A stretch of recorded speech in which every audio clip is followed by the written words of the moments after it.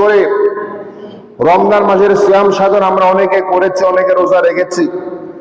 আবার এমনও মানুষ পাওয়া যায় যারা বিনা কারণে স্বেচ্ছায় রোজা রাখে নাই, অথবা চাকরির কারণে বা নিজস্ব পেশার কারণে। বান্দাকে বিভিন্ন পেশায় রেখেছেন কে? সব মানুষ কিন্তু এক পেশার না, এক এক মানুষ এক এক পেশায়।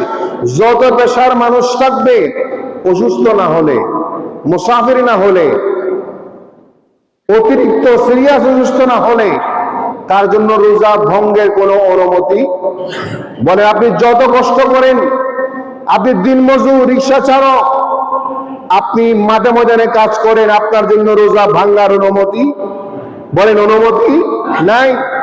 এখন আমরা দেখি অনেক কাজকর্ম করেন, দৈনিক বিভিন্ন কাজ করেন, তারাও রোজা ভেঙে ফেলে। আবার কিছু মানুষ আছেন যারা পরিশ্রমের কাজ না করেও তারা রোজা ভেঙে ফেলে, আছে না নেই? অথচ এই সিয়াম সাধনে রমজান আল্লাহ পক্ষ থেকে কত বড় নিয়ামত। নবীজির দরবারে জিবরাইল আলাইহিস সালাম আগমন করেছেন। এই রোজাটা না রাখলে কেমন ক্ষতি, কি পাপ, কত ভয়ানক শাস্তি, আযাব। নবীজি মিম্বর শরীফে খুতবা দিচ্ছেন। খুতবা দেওয়ার জন্য মিম্বর আরোহণ করবেন। প্রথম তাকে আরোহণ করলেন, নবীজি আমিন বললেন। দ্বিতীয় তাকে আরোহণ করলেন, আমিন বললেন। তৃতীয়বার আমিন বললেন। সাহাবায়ে কেরাম এই ঘটনা আর কখনো শুনে নাই, আর কখনো দেখে নাই। নামাজের প্রশ্ন করেছেন, ইয়া রাসূলুল্লাহ, আপনাকে এভাবে করে মিম্বরে ওঠার সময় আমিন বলতে আর কখনো দেখলাম না, আজকে আপনি আমিন বলেছেন। নবীজি বললেন, ওই অবস্থায় আমার নিকট জিবরাইল ফেরেশতা আগমন করেছেন। সুবহানাল্লাহ বলেন। তিনটা বিষয়ে সেই জিবরাইল লানত দিয়েছেন। কি দিয়েছেন? লানত দিয়েছেন, অভিশাপ দিয়েছেন। বদদুয়া যাকে বলা হয়, লানত যাকে বলা হয়। আমাকে অনুরোধ করেছিলেন আমিন বলার জন্য, আমিও আমিন বললাম। কারণ নবীজি আমিন বললে কবুল করবেন কে? জোরে বলেন কে? প্রথম তিনি বললেন, মান আদরাকার রমাদান, যে মানুষটা রমজান শরীফ পেয়েছে অথচ নিজের গুনাহগুলো মাফ করাতে পারে নাই, রমজান শরীফ পাওয়ার পরে নিজেকে মাসুম বানাতে পারে নাই, নিষ্পাপ বানাতে পারে নাই, গুনাহ মুক্ত হতে পারে নাই, তার উপর লানত, অভিশাপ। নবীজি বললেন আমিন। কি বললেন? আমিন। আবার বললেন জিবরাইল দ্বিতীয় তাকে যখন আরোহণ করলেন, যে ব্যক্তি তার মা বাবাকে পেয়েছে, মা বাবাকে পাওয়ার পরও সে জান্নাত নিশ্চিত করতে পারে নাই, তার উপর লানত। নবীজি বললেন আমিন। আবার বললেন যে আমি নবীজির নাম শুনে, নবীজির নাম শুনে দরুদ পড়ে না, সালাম পড়ে না, এমনও মানুষ আছে না নেই? জোরে বলেন আছে না নেই? দরুদ পড়তে, সালাম পড়তে, নবীজিকে সালাম দিতে কৃপণতা করে, বুখারদি করে, আছে না? আছে। তাদের দোয়া কবুল হবে না। নবীজি এই ব্যাপারে আমিন বললেন। এখন যেই হাদিসে পাকের যে ইস্তিশহাদ আমি করতেছিলাম, রমজান পেয়েছে, নিজেকে গুনাহমুক্ত করতে পারে নাই, অথচ এই রমজান শরীফ হচ্ছে এমন একটা নিয়ামতের মাস, যে মাসে বান্দা এত বেশি আমল করে বান্দাকে আল্লাহ মাফ না করে পারে না। জোরে বলুন সুবহান। আর জোরে বলেন সুবহানাল্লাহ। এটা একটা ফরজ ইবাদত। কি ইবাদত? এটা ফরজ। আপনি যেই পেশায় থাকেন না কেন, যত কষ্ট করেন না কেন, যত পরিশ্রম করেন না কেন, আপনাকে রোজা ছেড়ে দেওয়ার অনুমোদন দেওয়া হয় নাই, ছেড়ে দেওয়ার জন্য অনুমোদন দেওয়া হয় নাই। এই ফরজটা আপনি তরক করেছেন, ছেড়ে দিয়েছেন, আল্লাহর ভয়াবহ আযাব গজব আছে না নেই? জোরে বলেন আছে না নেই? হাদিসে পাকের মধ্যে রয়েছে, হযরত আবু উমামা বাহিলি রাদিয়াল্লাহু তাআলা আনহু বর্ণনা করেন, নবীজি ইরশাদ করলেন, একদিন রাত্রি বেলায় দুজন ফেরেশতা আসলো, আমি নবীকে ঘর থেকে বের করলেন, হুজরা শরীফ থেকে বের করলেন, বের করে আমাকে পাহাড়ি এলাকায় নিয়ে গেলেন। সুবহানাল্লাহ বলেন। অনেক দূরে পাহাড়ি এলাকায় নিয়ে গেলেন। পাহাড়ে আরোহণ করলাম, দেখতেছিলাম ওখানে দেখতেছিলাম কতগুলা মানুষ মাথাকে নিচে দিয়ে, পাকে উপরে দিয়ে লটকিয়ে তাকে আযাব দেওয়া হচ্ছে, তাকে কষ্ট দেওয়া হচ্ছে, আযাব পাচ্ছেন। নবী জিজ্ঞেস করলেন, জিবরাইল এরা কারা?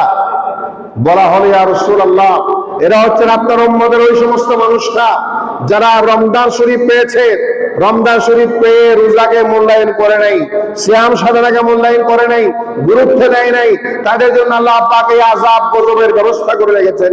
জুড়ে বলুন নাউযুবিল্লাহ। তাহলে চিন্তা করেন, এই ইচ্ছাকৃত যারা কোনো কারণ ছাড়া, কোনো সমস্যা ছাড়া, শরীয়তের অসুবিধা ছাড়া যারা রোজা ছেড়ে দিয়েছেন, তাদের জন্য মহা বিপদ, মহা মুসিবত, আযাব গজবের অপেক্ষা, শাস্তির বিধান রেখেছেন কে? জোরে বলেন কে? আমরা যারা এই কাজটা যারা করেছি, যারা আমার ভাইরা যারা রোজা রাখতে পারেন না, রাখেন নাই, আপনারা আগামীতে এখনো সময় আছে যে রোজাগুলা পাবেন, আপনি ভালো করে রোজাগুলা রাখেন। এবং বাকি যে রোজাগুলা আপনি তরক করেছেন, ছেড়ে দিয়েছেন, ওগুলার ব্যাপারে ফয়সালা আছে না নেই? ফয়সালা আছে, শরীয়ত মোতাবেক ফয়সালা আমাদের মানতে হবে। জোরে বলুন সুবহান। আল্লাহুম্মা সাল্লি আলা মাওলানা মুহাম্মদ ওয়া আলা সাইয়্যিদিনা জান পরে হো তমন্না ये फकीरी बेनवा आंखों के बरदानवाजी मुल्क में मशहूर है। अल्लाहुम्मा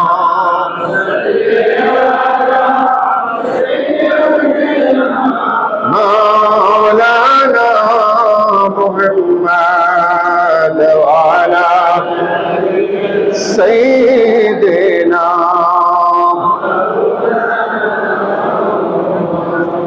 রমজান শরীফের রোজা যারা ইচ্ছাকৃত অথবা অনিচ্ছাকৃত রোজা যারা ছেড়ে দিয়েছেন, অনিচ্ছাকৃত অনেকে রোজা রাখতে পারেন না, যেমন অসুস্থ ছিলেন, রোগী ছিলেন, মহিলাদের মধ্যে শারীরিক সমস্যা ছিল, অথবা অসুস্থ ছিলেন, রোজা রাখতে পারেন নাই, মুসাফির ছিলেন, রোজা রাখতে পারেন নাই।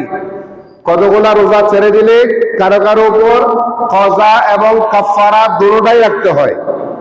আবার কতগুলা ভঙ্গের বিষয় আছে, শুধু কাজা রাখলে হবে, কাফারা দিতে হবে না।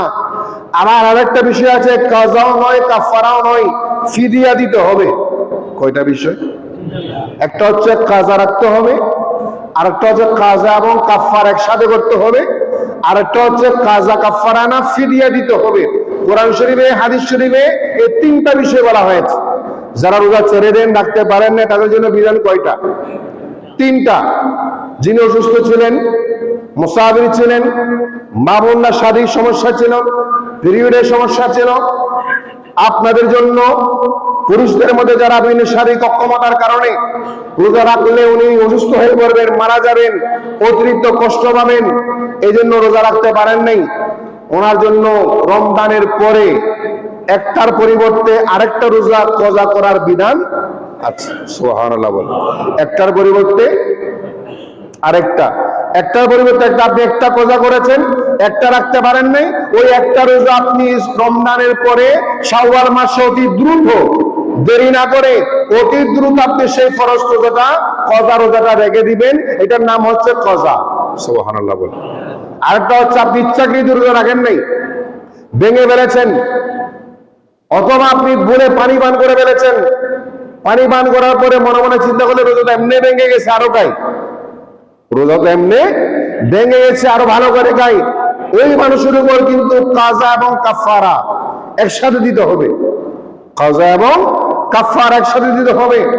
আপনি ভুল করে গিয়েছেন, ওই ভুলের উপর থাকতেন আবার বেশি খাওয়ার কারণে, অথবা ইচ্ছা করে ভেঙে ফেলার কারণে, অথবা আপনি মনে করেছেন আপনি কোন একটা পাপ করেছেন, স্ত্রীর সাথে অবস্থান করেছিলেন, মনে করে রোজা ভেঙে গিয়েছেন, মনে করে আপনি আরো ভালো করে গিয়েছেন, এই অবস্থানগুলোতে কাজা এবং কাফারা এগুলোর সাথে আদায় করতে হবে।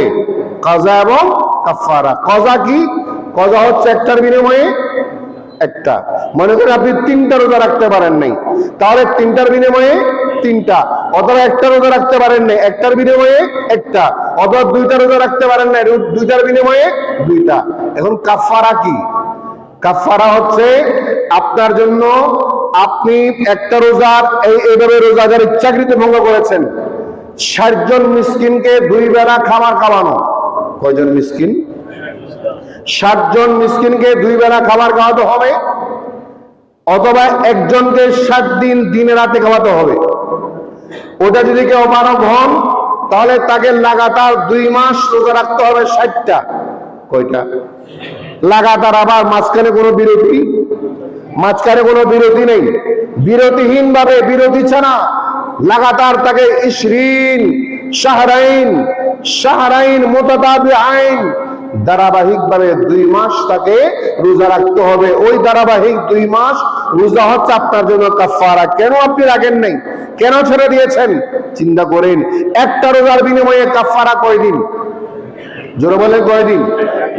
আপনি 60 দিন রাখবেন বিরতি ছাড়া, 30 দিন রাখলেন, মাঝখানে কোনো কারণে বিরতি দিলেন, তাহলে 30টা নফল রোজা হয়ে যাবে। আবার 1 থেকে শুরু করতে হবে। ওই 30টা হয়ে যাবে নফল রোজা, আবার আপনাকে শুরু করতে হবে কত থেকে? 1 থেকে শুরু করতে হবে। তাহলে আপনি কাফারা হবে 60টা, কজা ছিল একটা, তাহলে রাখতে হবে কয়টা? 61টা। কজা ছিল 2টা, কাফারা 60টা, রাখতে হবে কয়টা? 62টা। কজা ছিল 3টা, কাফারা হচ্ছে আপনার 60টা, রাখতে হবে কয়টা? 63টা। এইভাবে হিসাব করে করে সারা রমজানে, 1 বছরের রমজানে আপনি যত রোজা ইচ্ছাকৃত এভাবে ত্যাগ করেছেন, তার জন্য 60 দিন আপনাকে রোজা রাখতে হবে, অথবা 60 জন মিসকিনকে 2 বেলা ভালো করে খাওয়াতে হবে। জুড়ে বলুন সুবহান। এটা হচ্ছে কাজা এবং কাফারা। আরেক প্রকারের মানুষ বার্ধক্যজনিত কারণে অথবা অতিরিক্ত রোগের কারণে তিনি রোজা রাখা সম্ভব, বলেন না সম্ভব না। রোজার পরেও তিনি যে সুস্থ হবে, রোজা রাখতে পারবেন, এই সম্ভাবনা কম দেখা যায়, সম্ভাবনা নাই। এত বেশি বয়স হয়েছে, উঠতে পারে না, ওনার পক্ষে রোজা রাখা সম্ভব না। আল্লাহর কোরআন বলেছেন, সূরা বাকারার মধ্যে বলেছেন, ফিদিয়াতুন তাআমু মিসকিন। যেটা বলুন সুবহান। তাহলে এর জন্য হবে ফিদিয়া দেওয়া, ওনার জন্য কিন্তু কাজাও নয়, কাফারাও। উনি রোজা রাখেন না, ইচ্ছাকৃত নয়, উনি অসুস্থ, উনি বার্ধক্যজনিত কারণে উনি রাখতে পারেন নাই, ওনার জন্য হচ্ছে ফিদিয়া। সেই ফিদিয়াটা হচ্ছে আপনার একজনকে 2 বেলা খাবার খাওয়ানো। কয় বেলা? 2 বেলা খাবার খাওয়ানো, অথবা মুহাদ্দিসিনে কেরাম, ফুকাহায়ে কেরাম ফতোয়া দিয়েছেন, ফয়সালা দিয়েছেন, একমত হয়েছেন, একজনকে কমপক্ষে একটা ফিতরা দেওয়া। কয়টা? বলেন, একটা ফিতরা দেওয়া। আপনার একটা রোজার বিনিময়ে একটা ফিতরা যদি আপনি দিয়ে দেন, তাহলে ওনার পক্ষ থেকে ফিদিয়া আদায় হয়ে যাবে। যেটা বলুন সুবহান। ওনার পক্ষ থেকে ফিদিয়া আদায় হয়ে যাবে। যারা ওয়ারিশ রয়েছেন, ছেলে সন্তান আছেন, পারিবারিক করে দায়িত্বশীল আছেন, ওনাদের দায়িত্ব হচ্ছে ওনার পরিবর্তে ওনার রোজার বিনিময়ে ফিদিয়া দেওয়ার যে হুকুম আল্লাহ পাক করেছেন, ওই ফিদিয়াটা আদায় করতে হবে। 1 রোজার বিনিময়ে কয় ফিতরা? 1 ফিতরা আপনাকে আদায় করতে হবে। জোরে বলুন সুবহানাল্লাহ। আর জোরে বলেন সুবহানাল্লাহ। মনে করেন আপনি উনি অসুস্থ, ফিদিয়া দিয়ে দিলেন, ফিদিয়া দিয়ে দিলেন, দেখা যাচ্ছে ঈদের পরে তিনি ভালো হয়ে গেছেন, সুস্থ হয়ে গেছেন, আছে না নেই?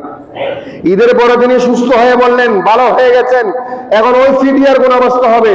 ওনাকে রোজাগুলো আবার রাখতে হবে, ফিদিয়াগুলো সত্তা হয়ে যাবে। রোজাগুলো আবার রাখতে, ও ফিদিয়া তো ছিল উনি অসুস্থ, রাখতে পারবেন না, এই জন্য যেহেতু আল্লাহ ওনাকে সুস্থতা দান করেছেন, আবার সুস্থ হয়েছেন, তিনি নতুন ভাবে জীবন ফিরে পেয়েছেন, আল্লাহ পাক ক্ষমতা দিয়েছেন, ভালো হয়েছেন, ওনাকে আবার সেই রোজাগুলা কজা করতে হবে, কাফারা না। কি করতে হবে? কজা করতে হবে। যে ফিদিয়াগুলা তিনি দিয়েছিলেন ওগুলো হয়ে যাবে দান, সদকা, আল্লাহ রাস্তায় সদকা হয়ে যাবে, সদকার সওয়াব পাবেন। ওই রোজাগুলো ওনাকে রেখে দিতে হবে। যেটা বলুন সুবহান। আরেকটা মাসালা বলি এর সাথে, আপনার মা বাবা অসুস্থ, আপনার স্ত্রী অসুস্থ, মা বাবার পক্ষে, স্ত্রীর পক্ষে বা কেউ কারো পক্ষে রোজা রাখার বদলা রোজার কোনো বিধান? বলেন, বদলা রোজার কোনো বিধান? বদলা ফরজের একটা বিধান আছে, শুধু হজ। শুধু হজের ক্ষেত্রে বদলি হজের কি আছে? অনুমোদন আছেন। এই হজের ক্ষেত্রে বদলি হজের অনুমোদন আছে। নামাজের ক্ষেত্রে বদলা নামাজ, আপনার বাবা নামাজ পড়তে পারেন, আপনি পড়ে দিলেন। আপনার মা পড়তে পারেন না, আপনি পড়ে দিলেন। স্ত্রী পড়তে পারেন, আপনি পড়ে দিলেন। স্বামী পড়তে পারে না, স্ত্রী পড়ে দিল, আদায় হবে না। নামাজ যেভাবে আদায় হবে না, রোজাও কেউ কারো পক্ষ থেকে বদলি হিসেবে আদায় করলে আদায় হবে না। ওনার জিম্মাদারিতে সেই ফরজ থেকেই যাবে, উনি মুক্ত হবেন না, মাপ পাবেন না। জোরে বলুন সুবহানাল্লাহ। সুতরাং এই কাজা এবং কাফারা এবং ফিদিয়া, এই মাসআলাগুলো যথাযথভাবে আমল করার আল্লাহ পাক আমাদের তৌফিক দান করুক। আমিন। আর জোরে বলি আমিন।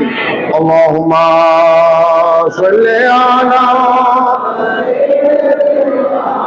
মাওলানা মুহাম্মাদ ওয়া আলা সাইয়্যিদিনা।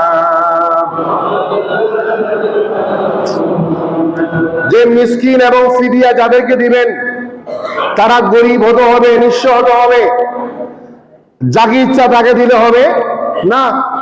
যাকাত এবং ফিতরার যেভাবে খাত, নির্দিষ্ট খাত আছেন, 8টি খাত কোরআন শরীফে বলা হয়েছে। কয়টি খাত? 8টি খাত বলা হয়েছে। অনুরোধ করে আপনি ফিদিয়া বলেন, মিসকিন খাওয়াবেন, ফিদিয়া দেবেন।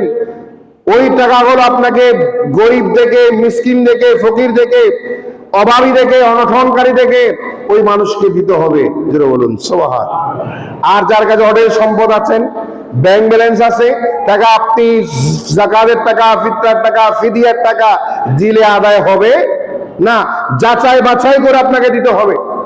যাচাই বাছাই করে গরিব মিসকিন যেটা দেখে আপনার জিম্মাদারি আপনাকে আদায় করতে হবে। জিম্মাদারি কিন্তু গ্রহীতার না, জিম্মাদারি দাতার। জিম্মাদারি কার? দাতার জিম্মাদারি, গ্রহীতা জিম্মাদারি নয়। গ্রহীতা জবাবদিহি করবেন আল্লাহর দরবারে, আর আপনাকেও আল্লাহর দরবারে জবাবদিহি করতে হবে আপনি আপনার ওই হকটা যথাস্থানে আদায় করেছেন কিনা। জোরে বলুন সুবহানাল্লাহ। এই জন্য বুখারী শরীফের মধ্যে একটা হাদিস শরীফ আছেন, কতগুলা মাসালা আছে আল্লাহর নবীর জন্য খাস। শুধু নবীজির সাথে বিশেষ করে নবীজির সাথে সম্পর্ক, এবং গরিব মিসকিনরা কিরকম, ফিদিয়াটা কাফারাটা কিরকম দিবেন। একজন সাহাবী নবীজির দরবারে আসলেন, ইয়া রাসূলুল্লাহ, ইয়া হাবিবাল্লাহ, ইয়া রাহমাতাল লিল আলামিন, হালাকতু ইয়া রাসূলুল্লাহ, আমি ধ্বংস হয়ে গেলাম, আমি ধ্বংস হয়ে গেলাম। নবীজি ইরশাদ করলেন, কেন তুমি ধ্বংস হয়েছ?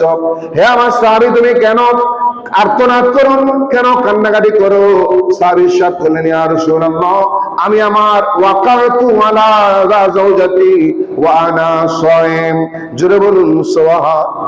সাহাবী এসে কান্নাকাটি করেন, ইয়া রাসূলুল্লাহ, আজকে আমি বরবাদ হয়ে গেলাম, ধ্বংস হয়ে গেলাম। আমি তো শয়তানের প্ররোচনায় পড়ে, নিজের নফসানিয়তের প্ররোচনায় পড়ে আমি আমার স্ত্রীর সাথে সম্পর্ক করে ফেললাম, রোজা অবস্থায় আমি তো বরবাদ হয়ে গেলাম। নবী ইরশাদ করলেন, তোমাকে কাফারা, কজা কাফারা একসাথে আদায় করতে হবে। তুমি কি গোলাম আজাদ করতে পারবে? বলে, ইয়া রাসূলুল্লাহ, আমার এত টাকা পয়সা নাই, আমার পক্ষে সম্ভব না। তাহলে তোমার জন্য 2 নম্বর অপশন, 60 জন মিসকিনকে 2 বেলা খাওয়াতে হবে। কান্নাকাটি করলেন, ইয়া রাসূলুল্লাহ, আমি তো গরিব, আমি নিঃস্ব, আমার পক্ষে 60 জন মিসকিনকে খাওয়ানো সম্ভব না।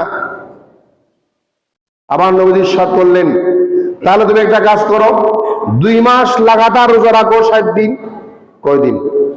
60 দিন লাগাতার রোজা রাখো, কাফারা। তখন সে মানুষটা বলল, ইয়া রাসূলুল্লাহ, আমি শারীরিকভাবে এত দুর্বল, এত ক্ষীণ, এত দুর্বল শরীর, অসুস্থ মানুষ, আমার পক্ষে 60 দিন লাগাতার রোজা রাখা সম্ভব। তাহলে শরীয়তের ফয়সালা যে কয়টা?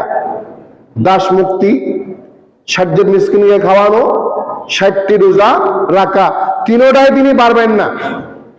নবীজি এখন বললেন, আচ্ছা ঠিক আছে, তুমি যেহেতু পারবা না, দেখতেছেন, বসে থাকো।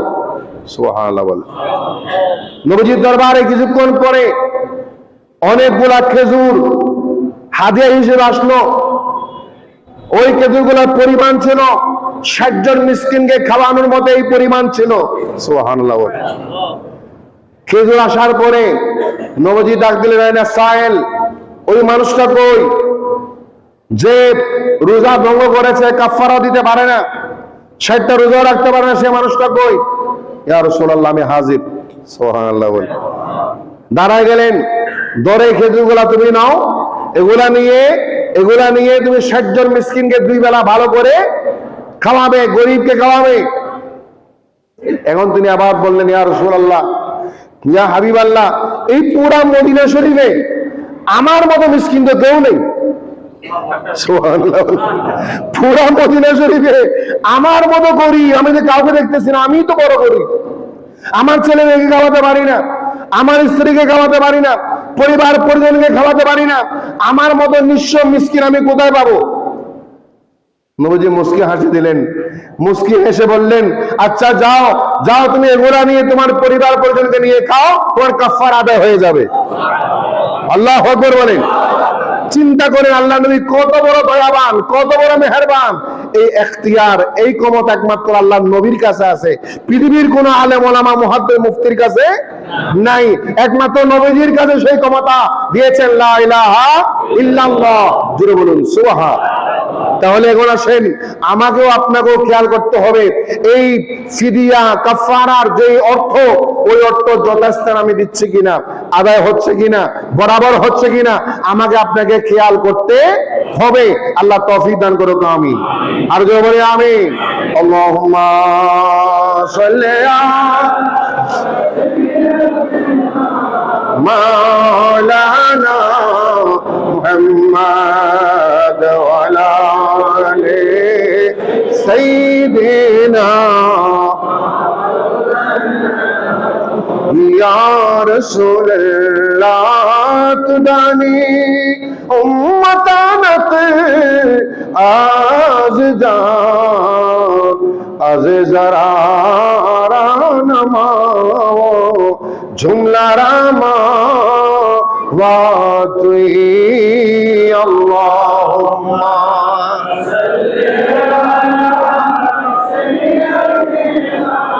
মাওলানা মুহাম্মদ ওয়া আলা সাইয়্যিদিনা।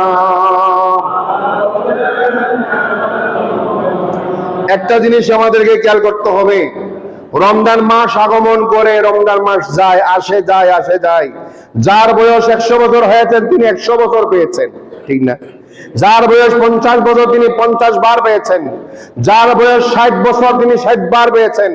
বালেগ হওয়ার পরে হিসাব করলে 12 বছর বা 13 বছর বাদ দেন, এরপর থেকে আপনি লাগাতার পেয়েছেন। রমজান আসে, রমজান যায়, আমাদের চারিত্রিক কোনো পরিবর্তন নেই, ঠিক কিনা? মাইন্ড করবেন না, রাগ করবেন না, সত্য কথাগুলো খেয়াল করেন। আমরা দেখেন এই রমজান মাসকে সম্মান করে আমরা 5 ওয়াক্ত নামাজ জামাতের সাথে পড়েছি, পড়ি নেই? জোর বলে পড়ি নেই? হাজারো কাজ কর্ম ছেড়ে, সব কাজ ত্যাগ করে এই রমজান মাসে আমরা জামাতের সাথে নামাজ আদায় করেছি। আর রমজান মাস শেষ, আমাদের জামাতের সাথে নামাজ পড়াটাও শেষ। নাউজুবিল্লাহ বলে। রমজান মাস থেকে আমরা কি শিখলাম, কি অর্জন করলাম? রমজান তো এসেছে তাকওয়া দেওয়ার জন্য, লাআল্লাকুম তাত্তাকুন বলা হলো। কোরআন আল্লাহ বলেছেন, হে আমার বান্দারা, আমি তোমাদেরকে রোজা ফরজ করেছি তো তাকওয়া অর্জন করার জন্য, মুত্তাকি হওয়ার জন্য, পরহেজগার হওয়ার জন্য, আল্লাহ ওয়ালা বান্দা হওয়ার জন্য, বুজুর্গ বান্দা হওয়ার জন্য। জোরে বলুন সুবহানাল্লাহ। আর জোরে বলেন আল্লাহ জাল্লাহু করেন, লাআল্লাকুম তাত্তাকুন, বান্দা আমি রোজা ফরজ করেছি তোমাদেরকে তাকওয়াবান বানানোর জন্য, পরহেজগার বান্দা বানানোর জন্য, হালাল হারাম পার্থক্যকারী বান্দা বানানোর জন্য, আল্লাহ ওয়ালা বান্দা হওয়ার জন্য এই সিয়াম সাধনা দান করেছি। রমজান মাস আগমন করে মানুষের পরিবর্তন হয়, ওই পরিবর্তন কিন্তু চোখে দেখা যায়, দেখা যায় না? রমজান আসার সাথে সাথে মসজিদ ভরপুর, রমজান আসার সাথে সাথে নামাজের জামাতে মুসল্লি ভরপুর। রমজান যায়, মুসল্লি কমতে কমতে কমা শুরু হয়। কখন থেকে জানেন? যেদিন খতমে তারাবি শেষ হবে ওই দিন থেকে মুসল্লি কমা শুরু হয়, ঠিক কিনা? কেন কমবেন? আপনি দেখেন খতমে তারাবি শেষ হওয়া মানে কিন্তু তারাবির নামাজ শেষ হওয়া নয়। আগামীকাল আমাদের এই মসজিদও খতমে তারাবির মোনাজাত হবে, খতমে তারাবি হবে, কোরআন শরীফের খতমে কোরআন হবে, তারাবি না, খতমুল কোরআন হবে নামাজের মাধ্যমে, তারাবির নামাজের সমাপ্তি হবে শাওয়াল মাসের চাঁদ যেদিন দেখা যাবে, 29 তারিখ হতে পারে, 30 তারিখ হতে পারে, 30 তারিখের পরে আর হওয়ার সম্ভাবনা নাই। 29 তারিখ অথবা 30 তারিখ যেই দিন আপনি চাঁদ দেখবেন, ওই দিন থেকে আপনার জন্য নামাজ, তারাবির নামাজ শেষ। কিন্তু আপনি এখন দেখা যাচ্ছে কেউ 20 দিনে তারাবি পড়ে, 15 দিনে তারাবি পড়ে, 26 দিন তারাবি পড়ে, তারাবির পরে দেখা যায় খতমে কোরআনের পরে, খতমের পরে উনি আর তারাবির নামাজও আসে না, জামাতও শরীক হয় না। জোরে বলুন নাউজুবিল্লাহ। রমজান করিম আমাদেরকে শিক্ষা দিয়েছে, রমজান মাস আমাদের 1 নম্বর শিক্ষা দিয়েছেন আমাদের জামাতের সাথে নামাজ কয় ওয়াক্ত। জোরে বলেন কয় ওয়াক্ত? 5 ওয়াক্ত নামাজের ট্রেনিং আমরা ছিলাম, লাগাতার 30 দিন আমরা প্রশিক্ষণ নিলাম। এই 30 দিনের প্রশিক্ষণ আগামীতে 11 মাস যদি আমরা কাজে লাগাই, আমরা কি বেনামাজি হব? জোরে বলেন বেনামাজি হব? বেনামাজি হব না ইনশাআল্লাহ।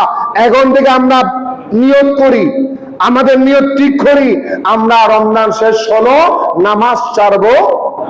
বলেন নামাজ ছাড়বো, জামাতের সাথে নামাজ আদায় করব, নামাজ পড়বো, যেখানেই থাকি, যেই জায়গায় যাই, নামাজের সময় হয়েছে আপনি আল্লাহু আকবার বলে দাঁড়িয়ে যাবেন। এটা হচ্ছে রমজান থেকে আপনি শিক্ষা গ্রহণ করলেন, তাকওয়া অর্জন করলেন, আল্লাহ ভীতি অর্জন করলেন। এবার রমজান যাওয়ার পরে যদি আমি আগের আব্দুল্লাহ থাকি, আগে যে আব্দুল্লাহ ছিলাম, রমজান যাওয়ার পরে এটাই আব্দুল্লাহ হয়, আমার মধ্যে কোনো চেঞ্জ না হয়, বোঝা গেল এই রমজানের তাসির, রমজানের প্রভাব, রমজানের যে অর্জন, আমি ব্যর্থ হয়েছে, আমি সবল হতে পারি নাই।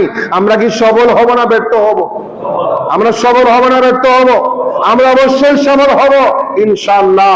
রমজানের পরও আমরা নামাজ ছেড়ে দেব। বলে নামাজ ছেড়ে দেব, 1 নম্বর কথা। 2 নম্বরে, রমজান মাসে আমরা পুত পবিত্র থাকতাম, পরিচ্ছন্ন থাকতাম, পবিত্র পোশাক পরতাম, পবিত্রতা অর্জন করতাম। রমজানের পরেও যাতে আমরা সেই পবিত্রতার প্রতি মূল্যায়ন করি, পবিত্রতার প্রতি সম্মান দিই, গুরুত্ব দিয়ে থাকি, ভালো পবিত্র অবস্থানে আমরা অবস্থান করি, যেখানে যাই আমার পবিত্রতা আমার ঈমান। জোরে বলুন সুবহান। কারণ পবিত্রতা হচ্ছে ঈমানের অঙ্গ। ওই রমজান করিমের কারণে আমি যে পবিত্রতা পেয়েছি, এই পবিত্রতার সম্পর্ক আমার সাথে যাদের থাকে, তার ইনশাআল্লাহ দেখা যাবে রমজান থেকে আমি কিছু না কিছু নিলাম। জোরে বলুন সুবহান।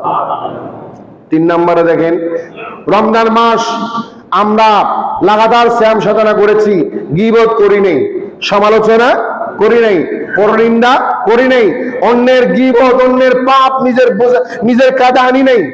গীবত করে, সমালোচনা করে, নাম্মামি করে, সুগলখড়ি করে অন্যের পাপ নিজের কাঁধে আনার কোনো দরকার আছে? কোনো প্রয়োজন? তারপরও আমরা মনের অজান্তে গীবত করেই চলি। ওই গীবতটা এমন একটা খারাপ অভ্যাস, অনেক সময় মন অজান্ত হয়ে যায়।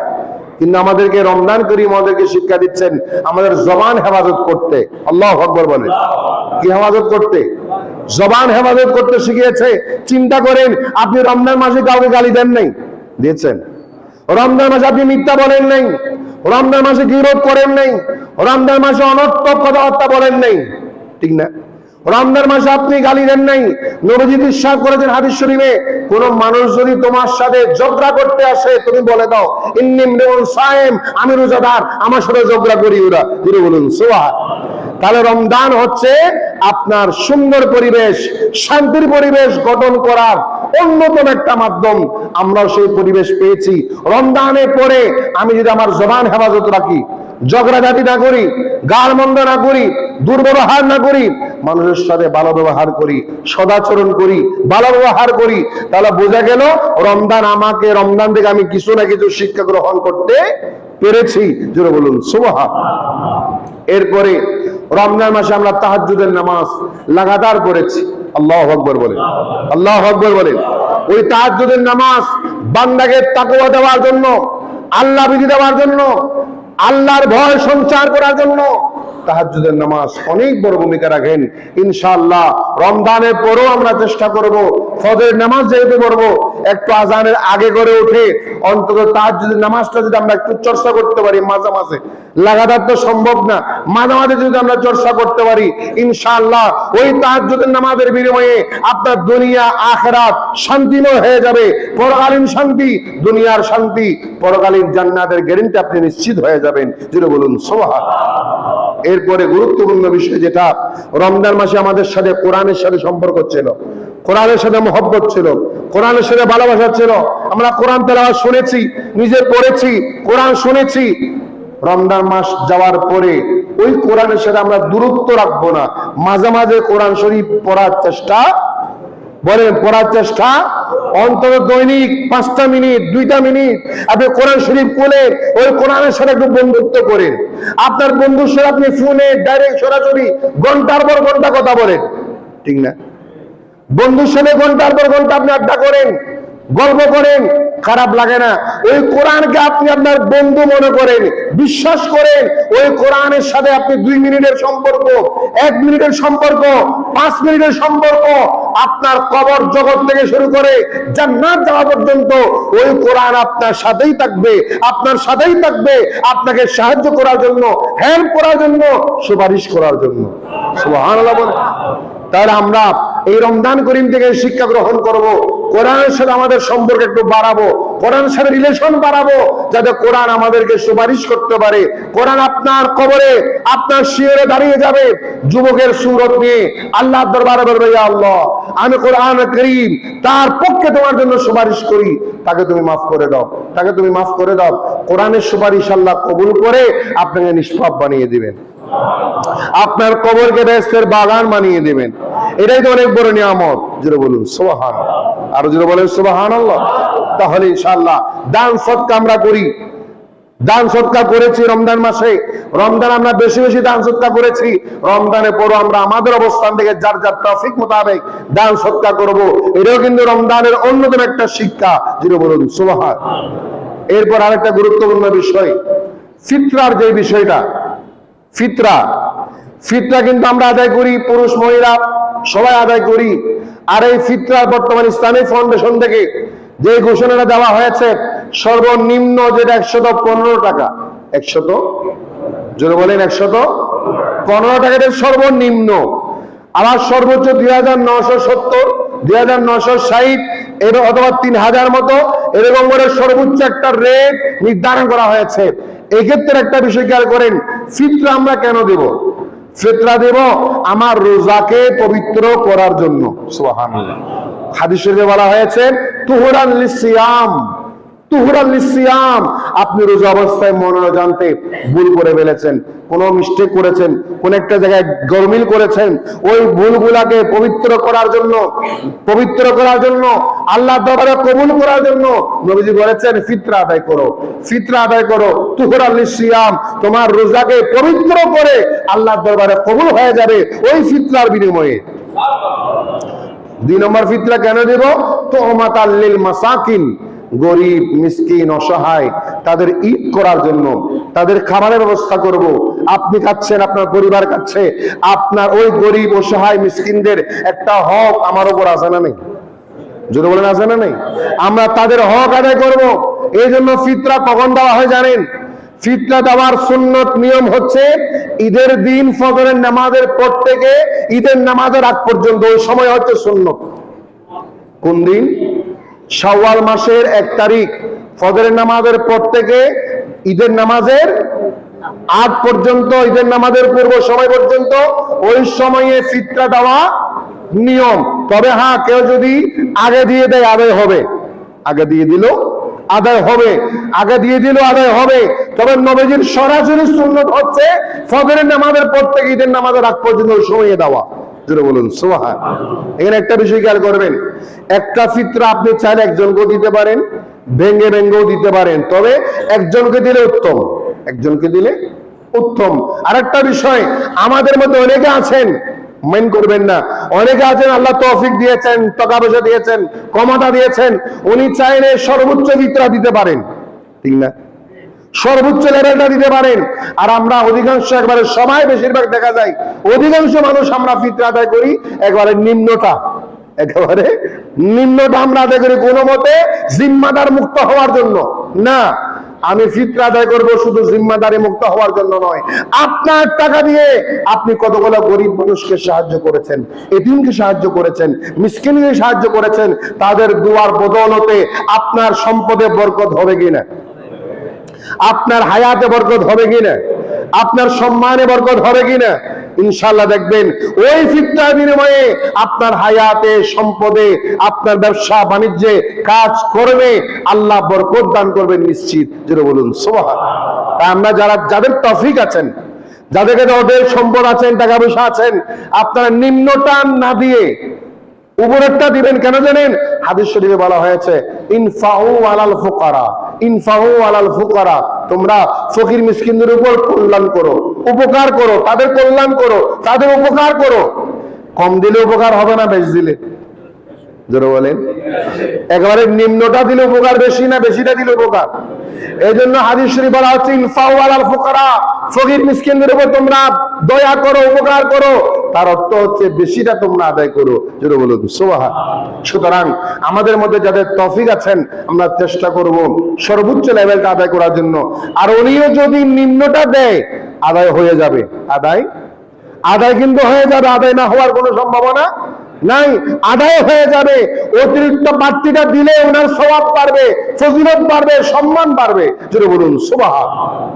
সুতরাং আমরা ফিতরার প্রতি মূল্যায়ন করব। আবার আমরা অনেকে আছে ফিতরা আদায় করি না, গুরুত্ব দিই না, মূল্যায়ন করি না। মনে রাখবেন এই ফিতরা কিন্তু আপনার রোজাকে পবিত্র করে, এই ফিতরা তাদের খাবারের ব্যবস্থা করে গরিব মিসকিনদের, এই ফিতরা আপনার চরিত্র, আপনার আমল আল্লাহর দরবারে নিশ্চিত কবুল হওয়ার একটা উসিলা হয়ে যায়। জোরে বলুন সুবহানাল্লাহ। আর জোরে বলেন সুবহানাল্লাহ। আল্লাহ আমাদের বুঝার তৌফিক দান করুক, আমিন। আর জোরে বলি আমিন। বিশেষ করে আগামীকাল 26 দিনাগত রাত লাইলাতুল কদর, সুবহানাল্লাহ বলেন, লাইলাতুল কদর। একটা কথা মনে রাখবেন, লাইলাতুল কদর হাদিস শরীফ মোতাবেক 20 তারিখের পর থেকে বেজুর রাত সমূহে লাইলাতুল কদর তালাশ করতে বলেছেন নবীজি। 21 তারিখের রাত, 23 তারিখের রাত, 25 তারিখের রাত, 27 তারিখের রাত, 29 তারিখের রাত। কয়টা হলো? 21 তারিখ, 23 তারিখ, 25 তারিখ, 27 তারিখ, 29 তারিখ। তারিখ বলতে এগুলো রোজা। 21 রমজান, 21 দিবাগত রাত, 23 দিবাগত রাত, 25 দিবাগত রাত, 27 দিবাগত রাত, 29 দিবাগত রাত। এই 5টি রাত হচ্ছে লাইলাতুল কদর। এই 5টি রাতে লাইলাতুল কদর তালাশ করতে বলা হয়েছে। আবার আমাদের আইমায়ে কেরাম, মুহাদ্দিসিনে কেরাম, ফুকাহায়ে আযম, ইমাম আবু হানিফা রাহমাতুল্লাহ আলাইহি সহ আইমায়ে কেরাম সিদ্ধান্ত নিয়েছেন লাইলাতুল কদর 5 রাতে থাকলো 26 দিবাগত রাত নিশ্চিত। সুবহানাল্লাহ বলেন। 26 দিবাগত রাত নিশ্চিত। নবীজি কিন্তু হজরত শরীফ থেকে বের হয়েছিলেন কদর কোন রাত বলার জন্য। দেখা যাচ্ছে 2 জন মানুষ ঝগড়া করতেছে। নবীজি বললেন, হে আমার সাহাবেরা, ও মুসলমানরা, তোমাদের ঝগড়ার কারণে আজকে আমি তোমাদের কাছে কদরের রাতটা কোনটা কোন দিন হবে ওটা আজকে বললাম না, বলা হলো না। আল্লাহ তুলে নিয়ে গেছেন, এটা অনুপস্থিত রেখে দিয়েছেন তোমাদের 2 জনের ঝগড়ার কারণে। যেটা বলুন সুবহান। সুতরাং আগামীকাল লাইলাতুল কদর, এই কদরের রাতে আমরা ভালো করে আমল করব, ইবাদত করব, বন্দেগী করব। এই কদরের রাত হচ্ছে সর্বোচ্চ ইবাদত, সর্বোচ্চ বন্দেগী, সর্বোচ্চ তওবা, আল্লাহর কাছে কান্নাকাটি করার রাত। সুবহানাল্লাহ। আর যদি বলেন সুবহানাল্লাহ। যারা ইতিকাফ রয়েছেন, এখানে আছেন না, ওই ইতিকাফকারী বান্দা নেককার বান্দা, ওই ইতিকাফকারী নিষ্পাপ হয়ে যাবে। সুবহানাল্লাহ বলেন। নিষ্পাপ হয়ে যাবে, মাসুম হয়ে যাবেন, আল্লাহ ওনাকে মাফ করে দেবেন। এবং ওনারা এই 5টি রাত ওনারা নিশ্চিত জাগ্রত থাকেন, ইবাদত করেন না, ইবাদত করেন। ওনারা কিন্তু 5 রাতের মধ্যে যেহেতু আছেন, ওনারা লাইলাতুল কদর পাবে তার গ্যারান্টি আছে। সুবহানাল্লাহ বলেন। ওনাদের লাইলাতুল কদর পাওয়াটা নিশ্চিত। এই জন্য যারা ইতিকাফকারী ওনাদের কাছে আমরা দোয়া চাইবো, ওনারা আমাদের জন্য দোয়া করবেন, বিশ্ব মুসলিমের জন্য দোয়া করবেন, সমস্ত মুসলিমদের জন্য দোয়া করবেন। কারণ ওনারা ইতিকাফকারী নয়, শুধু আল্লাহর ঘরে একটা মেহমান। সুবহানাল্লাহ বলেন। 10টা দিন তারা বাড়িঘর ছেড়ে, ফ্যামিলি ছেড়ে, ব্যবসা ছেড়ে বৈরাগ্যতা জীবন যাপন করে। এটা একটা পরকালের একটা ট্রেনিং, পরকালের কবর জগতের একটা ট্রেনিং এর মতো। এখানে এই দেখাবে বসছেন, বাড়ি ঘরে যোগাযোগ নাই, কারোর সাথে কথাবার্তা নেই, টেলিফোনে কোনো ব্যবসা বাণিজ্য নাই, কোনো আলাপ আলোচনা নাই, শুধু ইবাদত, দম, আল্লাহর দরবারে ফরিয়াদ মোনাজাত ছাড়া কিছু নাই। এটা হচ্ছে একটা বৈরাগ্যতা জীবনের মতো। আল্লাহ ওয়ালা হওয়ার জন্য, আল্লাহর ভয় অর্জন করার জন্য, আল্লাহর বন্ধু হওয়ার জন্য বেশি বেশি ইতিকাফ করতে হয়। যত বেশি আপনি ইতিকাফ করবেন তত বেশি আপনার অন্তরে তাকওয়া অর্জন হবে। যেটা বলুন সুবহান। সেই জন্য বলেছিলাম যারা ইতিকাফকারী ওনারা কিন্তু লাইলাতুল কদর পাচ্ছেন। আমরাও দোয়া করি, ওনারা আমাদের জন্য দোয়া করবেন। এবং আগামীকাল লাইলাতুল কদরে ইনশাআল্লাহ আমরা প্রতি বছরের নিয়ে এই বছরও আমাদের এই মসজিদে ধারাবাহিকভাবে তারাবির নামাজ আছে, আমাদের কদরের নামাজ হবে, দোয়া মোনাজাত হবে, মিলাদ কিয়াম হবে, কিছু আলোচনা হবে, আমরা জিকির আজকার করব। সবাই ইনশাআল্লাহ প্রস্তুতি রাখবেন, মেন্টালি প্রস্তুতি নেবেন এবং সারা রাত ইবাদত করার জন্য আপনি প্রস্তুতি নেবেন। যদি সুযোগ পান আগামীকাল দিনের বেলা একটু রেস্ট করবেন, ঘন্টাখানিক ঘুমাবেন, অন্তত রাত্রিবেলা যেন আপনার ঘুম না আসে। পারা যাবে না? রাত্রিবেলা ঘুম না আসার জন্য একটু রেস্ট করবেন, ঘন্টাখানিক ঘুমাবেন একটা সময় করে, দেখবেন রাত্রিবেলা আর ঘুম আসবে না, আপনার ডিস্টার্ব হবে না। আল্লাহ আমাদের তৌফিক দান করুক, আমিন। আর যদি বলে আমিন। এবং বেশি বেশি করে আমরা একটা দোয়া করবো, আল্লাহুম্মা ইন্নাকা আফুউন তুহিব্বুল আফওয়া ফাআফু আন্নী ইয়া গফুরু ইয়া গফুরু ইয়া গফুর। ইয়া আল্লাহ, তুমি বড় দয়াবান, তুমি বড় মেহেরবান, তুমি আমাকে ক্ষমা করো, আমাকে মাফ করো। ফাআফু আন্নী, আমাকে তুমি ক্ষমা করো। এই দোয়াটা নবীজি শিখিয়ে দিয়েছেন মাইজা সিদ্দিকাকে। ইয়া রাসূলুল্লাহ, আমি যদি কদর পাই কি পড়বো? নবীজি বললেন এই দোয়াটা পড়ো। সুবহানাল্লাহ বলেন। আল্লাহুম্মা ইন্নাকা আফুউন তুহিব্বুল আফওয়া ফাআফু আন্নী ইয়া গফুরু ইয়া গফুরু ইয়া গফুর। এই দোয়াটা আমরা শিখে নেব, পারবো না?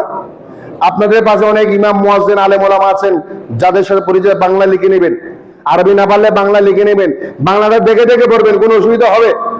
বাংলাটা দেখে দেখে পড়বেন, অথবা একটা মোবাইলে রেকর্ডিং করে নেবেন। ওই রেকর্ডিংটা শুনতে শুনতে 10 বার 15 বার শুনলে মুখস্থ হয়ে যাবে। 10 বার 15 বার শুনলে মুখস্থ হয়ে যাবে। আল্লাহ আমাদের তৌফিক দান করুক, আমিন। আর যদি বলি আমিন। বিশেষ করে আমাদের আগামীকাল খতমে কোরআনের তারাবির নামাজের খতমে কোরআনের মোনাজাত হবে। এখন অনেক অংশগ্রহণ করেছেন, শরীক হয়েছেন। গত জুমায় আমরা আপনাদেরকে অনুরোধ করেছিলাম, এখন আবার অনুরোধ করি, যারা এখনো শরীক হন নাই, নিজ দায়িত্বে একটু আন্তরিকতা নিয়ে, যদি আপনি মুসল্লি হিসেবে ওনারা আপনাদের জিম্মাদার নিয়েছেন, ইবাদতের জিম্মাদার, খতমে কোরআনের জিম্মাদার, সেই হিসেবে ওনাদেরকে একটু সম্মান করা, মূল্যায়ন করার দরকার আছে না নেই? আমরা প্রত্যেকে নিজ দায়িত্বে, হয়তো আমাদের কমিটির মানুষরা আপনাদের সবার কাছে সময়ের কারণে যেতে নাও পারেন, সবার কাছে নাও যেতে পারেন, বা সময় নাও হতে পারে, আপনার নিজ দায়িত্বে, আমাদের বাক্সাসে আমাদের দায়িত্বশীল আমার ভাইয়েরা আছেন, তাদের সাথে যোগাযোগ করে আপনার নিজ দায়িত্বে শরীক হবেন, যার যার তৌফিক মোতাবেক। গত বছরের তুলনায় একটু বেশি দেওয়ার চেষ্টা করবেন, কারণ এই বেশি দিলেই ওই দেওয়াটা হচ্ছে আপনার পক্ষ থেকে একটা নিয়ামত। আল্লাহর দরবারে একটা শুকরিয়া আদায় করে, আল্লাহ আমি তারাবির নামাজ পড়লাম, খতমে কোরআন আদায় করলাম, শুকরিয়া আদায় করলাম। শুকরিয়া আদায় করলে বাড়িয়ে দেন কে? আমাদের আল্লাহ তৌফিক দান করুক, আমিন। বিশেষ করে আমাদের জন্য গুরুত্বপূর্ণ ঘোষণা, এই জুমাতুল বিদা আল্লাহ কবুল করুক, আমিন। আগামী বছর আমাদের সবাইকে নসিব করুক, আমিন। এবছর যারা রাখতে পারেন না তাদেরকে আগামীতে রাখার তৌফিক দান করুক, আমিন। যারা অসুস্থ ছিলেন তাদেরকে সেবা দান করুক, আমিন। ঈদ উল ফিতরের নামাজ আমাদের প্রতি বছরের নিয়ে এবছরও আমাদের কেন্দ্রীয় ঈদগাহ ময়দানে প্রথম জামাত হবে সকাল 8টায়। সকাল 8টায়, যত সময় 8টা 5 মিনিট হবে না।